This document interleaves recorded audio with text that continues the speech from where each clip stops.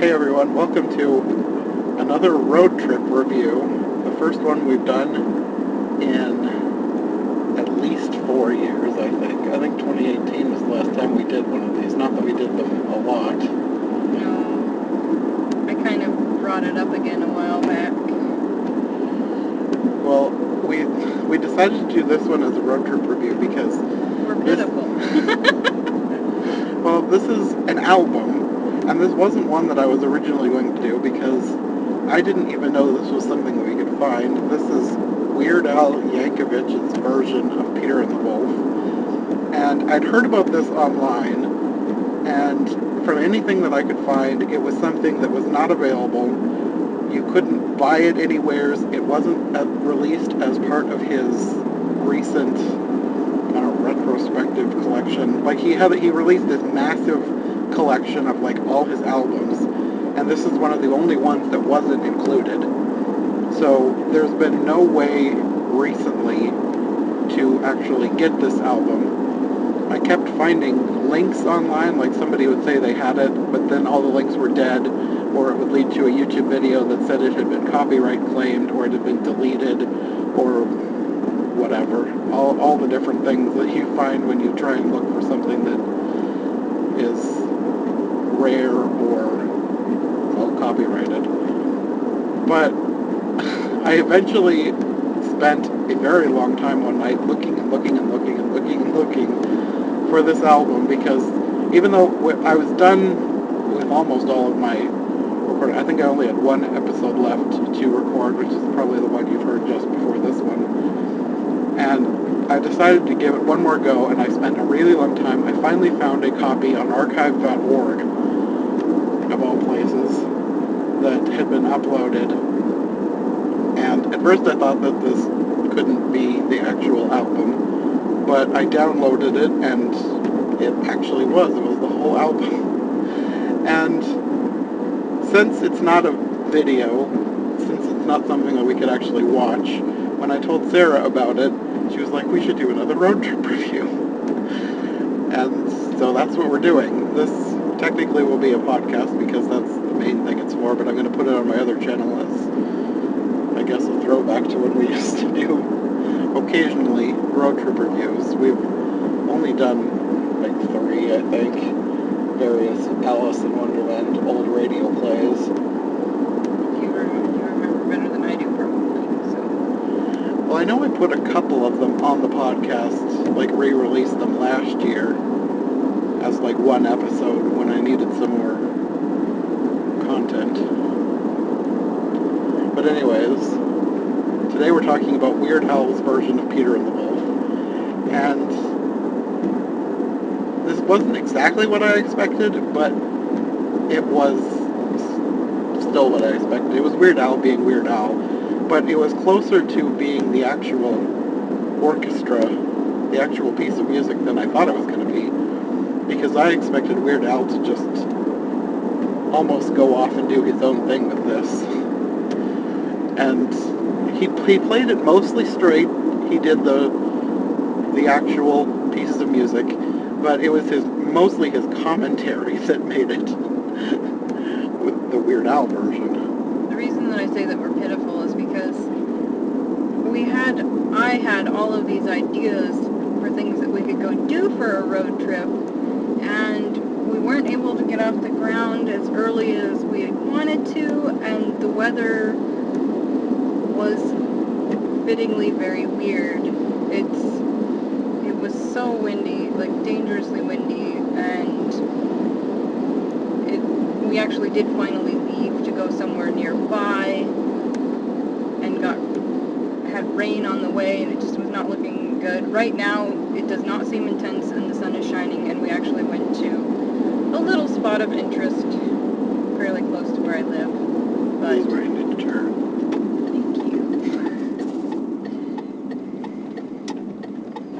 But it's enough to get in a road trip review. Yeah. And we took some footage while we were at this little walking trail. I'll have that in here as well. It was kind of interesting. It was it like an old train line that had been converted to It's something, and you can put in the right title. It's like the old Rock Island rail line trail. That is not the correct title, but they basically converted rail tracks into a hiking and biking trail, which is a very nice thing to do. And there is, if you walk far enough, there's the old train bridge and there's wetland area. So it's a nice place to walk, and it has little points of interest. It's kind of lacking color today Because it's Iowa in April, and the fact that there were any flowers blooming and there are birds singing, we're fortunate. It's becoming spring. We're not in full spring yet. So anyway, Weird Al. I feel like you'll have to double check whether anybody else did any of the music on this, but if he played everything himself, it's just a demonstration of what a skilled musician is. Because he did a really good job on all the classical stuff. And I think he said that he had a synth, so I'm wondering if it was a keyboard mimicking a lot of the instruments. I think so. But I know, I mean, he plays the accordion, so the accordion had to have been an actual accordion. I feel like That was one of his main musical additions, was Bob the janitor, as represented by the accordion. Yes. It's very random, of course. Yeah. But no, he's a very good musician. I think my favorite thing about it was, like I said, all of his commentary was the main thing that made it the Weird Al version, because he had the main story that he was telling, along with, like, all the main lines that get used. Like, I didn't even, we watched a bunch of these, and I didn't really realize until it happened several times that the bird and the duck having an argument about what makes a real bird, I guess that's actually a line from the original story that he wrote based on the music. Like the bird saying... We've seen that in another version. Where yeah, it's in several versions, but it's part of the actual story, and I didn't realize that at first. But at this point, having watched so many, I know that's a thing that happens. But, of course, Weird Al had to put his own little spin on it by making the bird saying all that stuff just because he's trying to be an imp. Like, he's trying to get the duck's goat and making fun of him. And then he had the duck reply, instead of what kind of a bird can't swim, he said, when the bird asked what kind of a bird can't fly, he said, I'm a duck, stupid. But he said it like a cartoon character. Yeah, he was doing like a Daffy Duck voice. Which is really a moot point, considering how well ducks fly. Yeah, so that's true. I thought of that. What's the deal here, people? No, he had to... It had the Weird Al stuff. He throws in his dark sense of humor, which I get what he said about the duck being slowly and painfully digested by gastric juices, because this is... Which is a thought I'd already had when watching other versions. He's just sharing it. He has to throw in his little boy bodily function type humor. And he said that when they're doing the parade to the zoo, Peter was at the head, and then he had a toilet flush noise. And then he said, and when he was done, he came and led the parade. Okay. And, so yeah, I feel like this whole thing would make a pretty good 1980s or 90s kids special. I think it was from the 80s, actually. Yeah. You have all the synth noises, you have his sense of humor. He did an excellent job screaming. Yes, I loved the part when the duck is finally caught. He gets hysterical. He's like screaming, he got him, ah! He's like really screaming. I'm not going to actually try and demonstrate his extreme yelling. I think one of the parts that did make me laugh was when he was yelling for the bird to watch out. But he would act hysterical, and then he would go into a low, calm tone of voice. Yes. Like he's a ham. It's Weird Al. Yes. So, how long would you say the Peter the Wolf part is like? About a half hour. The album's in two parts. Peter and the Wolf is the first half. Carnival of the Animals is the second half. In Carnival of the Animals, we haven't listened to the entire thing yet, but I think we've listened to enough to kind of get the flavor. It's a riff on the actual Carnival of the Animals. I'm not sure how close the music is. I recognize some of it, but he's putting his own spin on it, definitely. And he is making up his own poetry for it to go along with it. Funny / corny / Yes, like I don't think there's a piece in Carnival of the Animals about an amoeba, but he has a whole thing about an amoeba and walking it on a leash. That's probably the best rhyme we've heard so far. But no, he was getting in touch with the classics.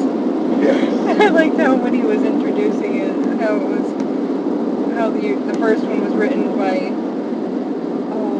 I think he may have had two parts of the name, Saint, and then he paused, like, whatever his name is, because when you get to that guy's last name, like, I'm not completely sure how to pronounce it. I'm familiar with the composer. I enjoy him as a composer, but not totally sure how to pronounce the name. If you're watching the YouTube version, I'll probably try and put it on the screen.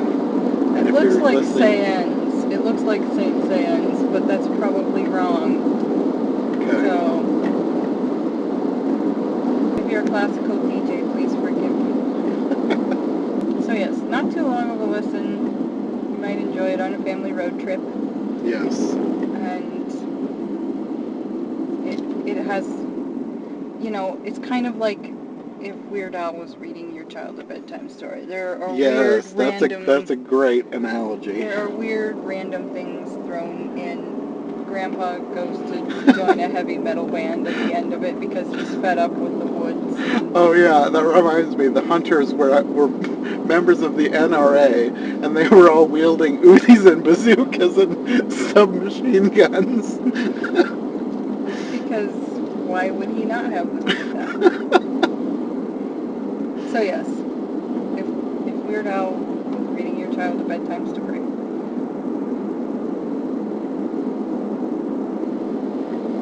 Any other nuggets of wisdom to add into this?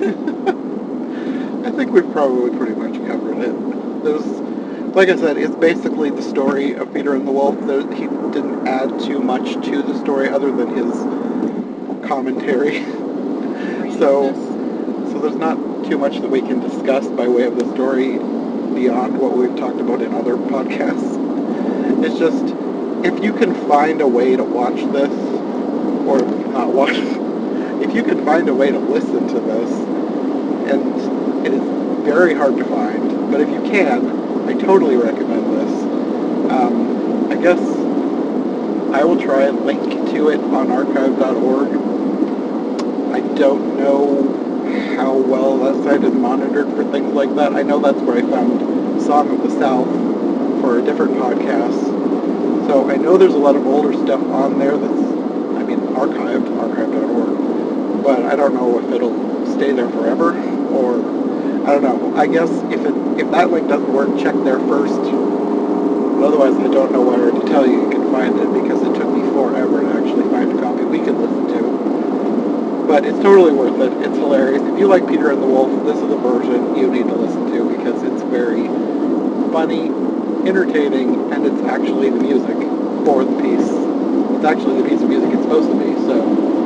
If you're already a Weird Al nut, you're probably going to like this. Yes.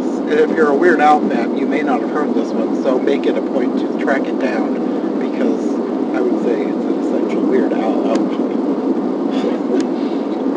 Things I never imagined us talking about. Okay, well, I think that's probably all for this series. This is going to be the last one in the Peter and the Wolf series. I have a feeling I won't come back to Peter and the Wolf in the future, because I think we've pretty much exhausted all versions. It's not like Alice. It's an interesting folk tale, but you're not going to get 500 versions of it. And if there are, don't tell us. That's intense. If something pops up in the future, I might do a one-off episode. Like if for some reason Yes, DreamWorks decides to do a version. If there's an amazing version out there that we missed, if it's Yes. really good, like that stop motion one that we watched, I would review it again. But this gives you a good sampling Yeah. if you're actually wanting to watch or listen. In this case, Yes. either of them all. Okay. Okay, well, I think that's going to be all for now. We will see you in the future, probably for more Alice in Wonderland. Yes, getting back to our roots. Okay, Bye. see ya.